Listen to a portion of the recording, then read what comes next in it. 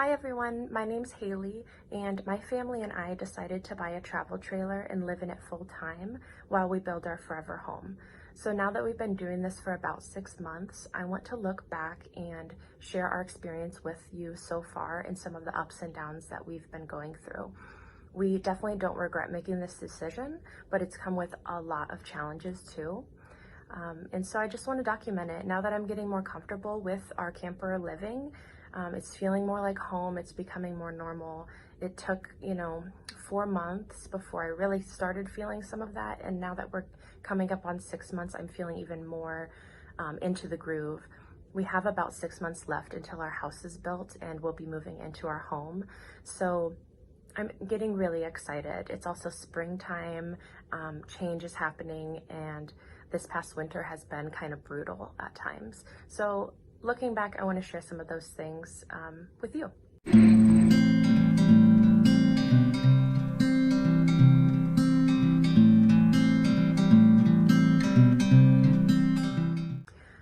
My family is me and my husband Zane and our son Raymond. He's 15 months old.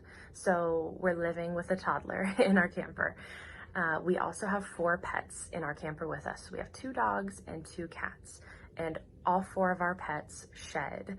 So that was a challenge anyway for us when we lived in our house. So we're used to that, that was an adjustment. But now we have such a smaller space. It's just really important that we vacuum a lot. We lint roll, but we've just gotten used to the pet hair. If you have a dog, you probably understand it comes with pet hair sometimes. We love them, they're part of the family. So the reason we made this decision is because we were given the opportunity to build our home on some family property. So we've been incredibly blessed by Zane's parents for allowing us to come onto their land and build our home at such an early time in our lives. I never anticipated before the age of 30 to be able to build a home like this, and we never would have been able to at this time if we weren't able to have this land already. It's beautiful land. Zane was raised out here in the country, and it's really important for him to raise our son out there. And now our son can go to the schools we went to growing up, and we're just really excited about the life we want to provide for him and any future kids that we might have. So we decided to sell our house. At the time, Raymond was only 8 or 9 months old when we made this decision. He wasn't even a year old yet. So we decided to sell our house during the COVID-19 pandemic. It was such a weird time, this past year has been so weird. And it was actually a really good time to sell our house though, because there was so much competition for buying a home at the time. Interest rates are really low, and there just weren't a lot of houses on the market. So we had a lot of interest in people wanting to buy our home, and we were able to sell it for a really good price. So it made sense for us. So during selling our house, we decided to look at campers and took a lot of time to decide on the type of camper we wanted. So we decided on a travel trailer, which is one that pulls behind a truck. It's not an RV that drives itself. We also really liked the campers that had a bunkhouse in the back. So a bunk room is like a kid's room with bunk beds. And it was really important to me that Raymond's room had its own door, and it was really, really important to me that the bathroom had a bathtub. I was not willing to move into a camper if Raymond didn't have his own bedroom and if Raymond didn't have a bathtub. And those were like probably the only 2 requirements that I had. So we looked at lots of campers and found that the ones with the double slide out in the back of the camper were the best option for us, because they provided a lot of floor space for Raymond to play. He was still really young when we sold our house, and he wasn't walking yet, but we knew if we're going to spend a year, if we're going to spend 2 years in this camper, we're going to have a toddler running around like crazy. Like, he deserves to have some play space and some, toys, and I didn't want him to miss out on that need that he has as a kid to play on the floor and to have baths and things like that. So we decided to get a 2019 Wildwood Forest River, and the name of the type of camper is 31 31 KQBTS. So that's the type of camper we decided on. It has a double slide out in the back bunk room, so there's lots of carpeted area. There's actually 3 bunks back there, and then there's a couch also that can be another sleeping area. So like 4 kids could have their own beds and sleep there. It's a really, really large area. It has so much storage. I loved the cabinets and the closet space in these types of campers, and it just feels like a bedroom in there. Since we've moved in, we've actually taken out one of the bunks above the couch so that there's more headspace, and it just makes it feel even more roomy in there. Zane also built a custom crib for Raymond, so it fits in the bunk so that it's a full-size crib. It's just inserted into the bunk so that he's safe in there and it's not moving, but he has the same crib experience that he had when we were living in our house. So that's the type of camper we decided on. It has a bathtub. It's a small bathtub, but it's actually like perfect size for a toddler. I also really loved that it's made out of, I guess, a plastic material is the best way to put it. It has traction on it, so it's not a slippery bathtub. When Raymond would have baths at our home, I was always scared he would try to stand up in the bath, and I was afraid that he would fall down. And in the camper bathtub, the first thing I realized is that like he had really good traction and like wouldn't slip and fall. So that was actually really fun to let him like play a little bit more freely in the bath. So that's been great. So when we first moved onto the property, we did not have any utilities at all on the property. So it's just land. We have no plumbing. We had no water, no electric at all. So we moved into, we parked the camper first. We parked the camper on the property while we were selling our house. And we moved into our camper at the end of September of 2020. So it was the very last week of September, and our house closed like October 5th or something. So what we were doing was kind of going back and forth between the camper and the house, cleaning the house and getting it ready for closing. We didn't have to worry about having Raymond there when we were like cleaning the floors and things like that. So it was a really good transition and adjustment. All during this time, we sold a lot of our belongings. So we donated to Goodwill, we sold things, we threw things out, and we really like cleansed and decluttered a lot of our life, which was really sad and hard at the beginning for me, and then it was actually really empowering and nice.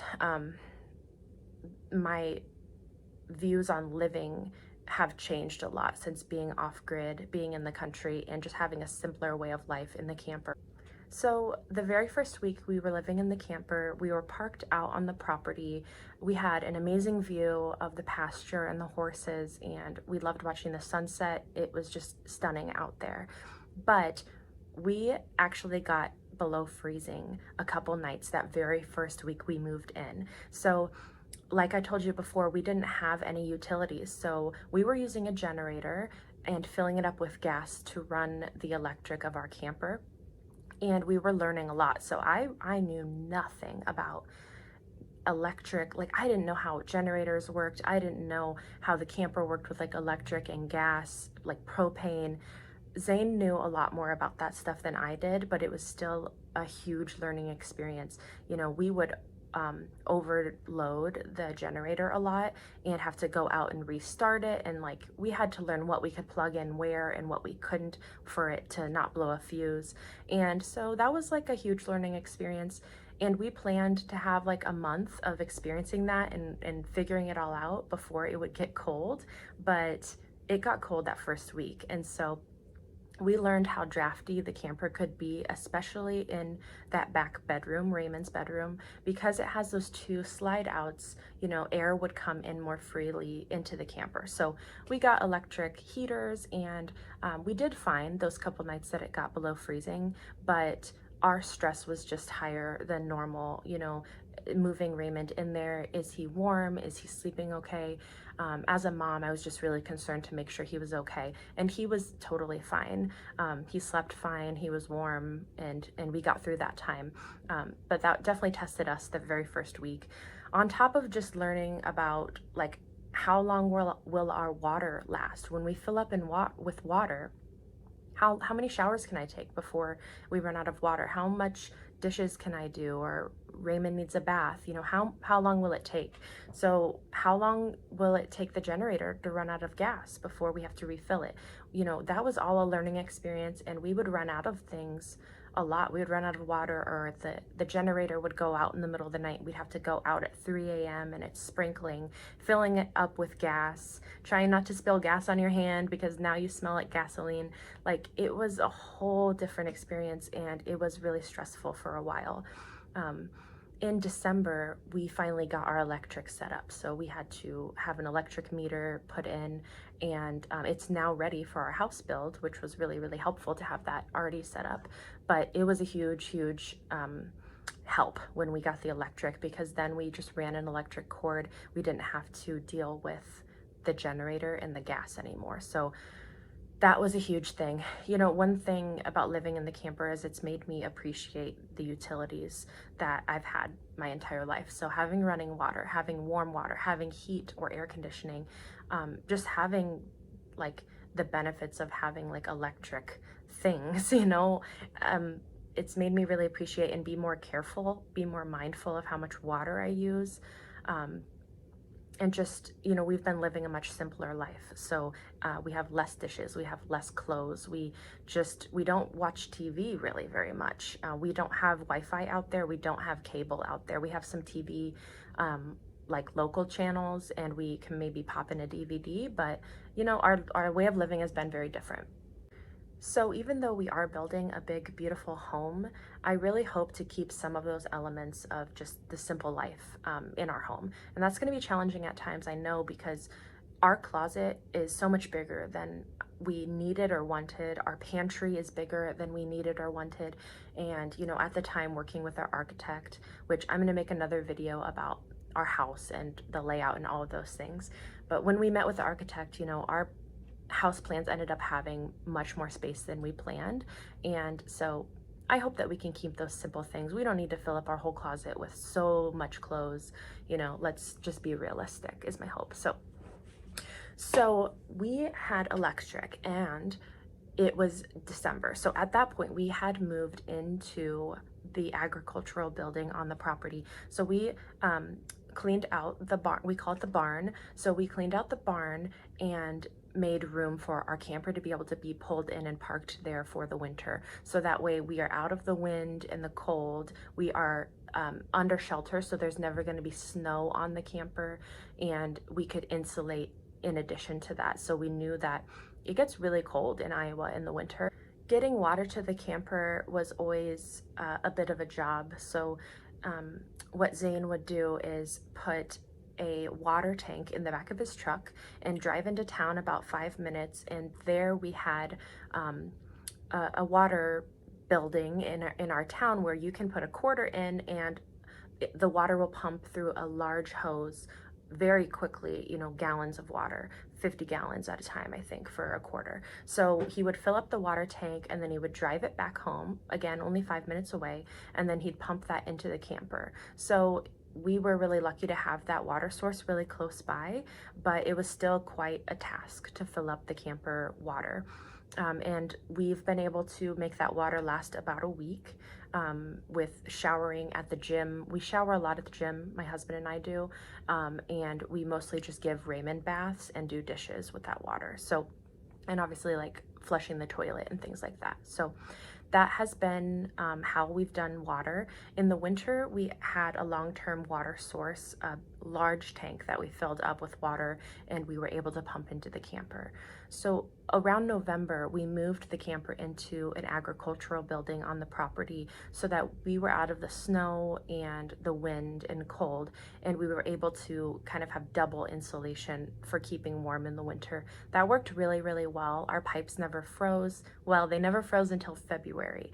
So our water source also never froze until February. So if you remember, in February 2021, we had those really, really low temperatures and that winter weather that it even swept the country in southern states, and pipes were breaking. And this just happened a couple weeks ago, and now it's spring here and it's really nice, but for about 2.5 weeks, we had below freezing temperatures, just consistently bitterly cold.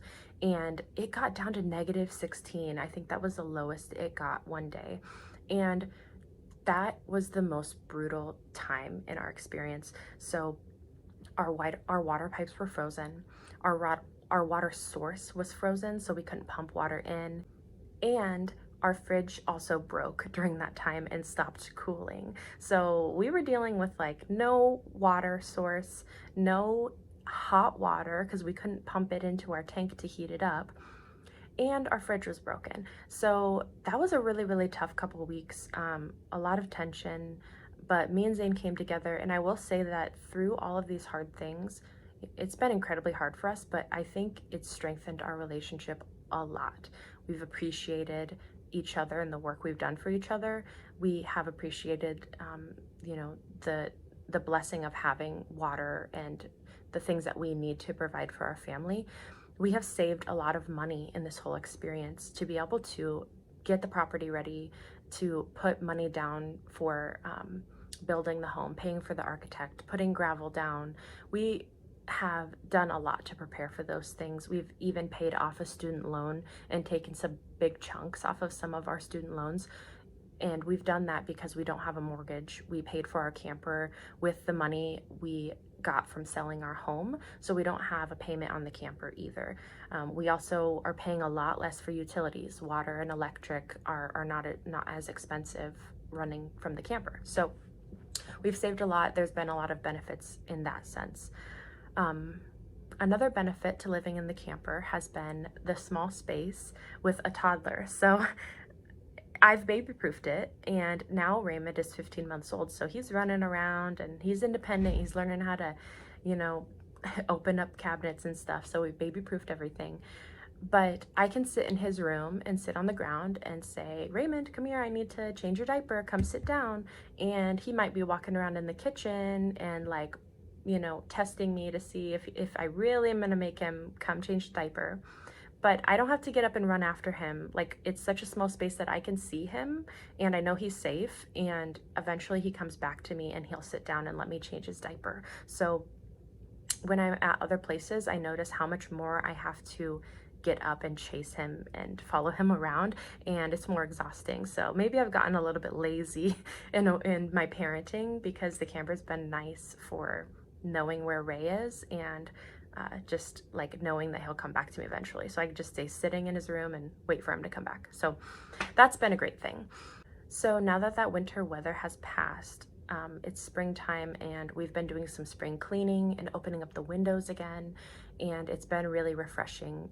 I can see that we have about 6 months left until our house is done, and I'm getting really hopeful for the next 6 months. I'm planning on doing a full spring cleaning this week and just really organizing well and resetting, because I felt this in the house always too. You know, you get through the winter, it's kind of stuffy. You want to open up the windows and reset and just clean and start your life again. I mean, I like winter, but it just gets long by the end. You know, it's March now. I'm just ready for nice weather.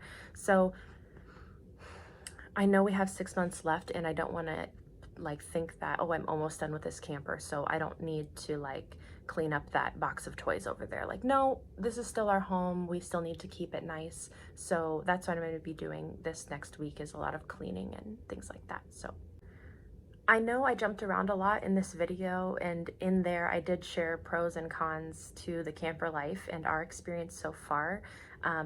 There's probably a lot that I forgot to share, and I do plan on making some more videos in the future to just document this time in our lives. I want to make a video talking about our house plans and what it's going to look like and the land.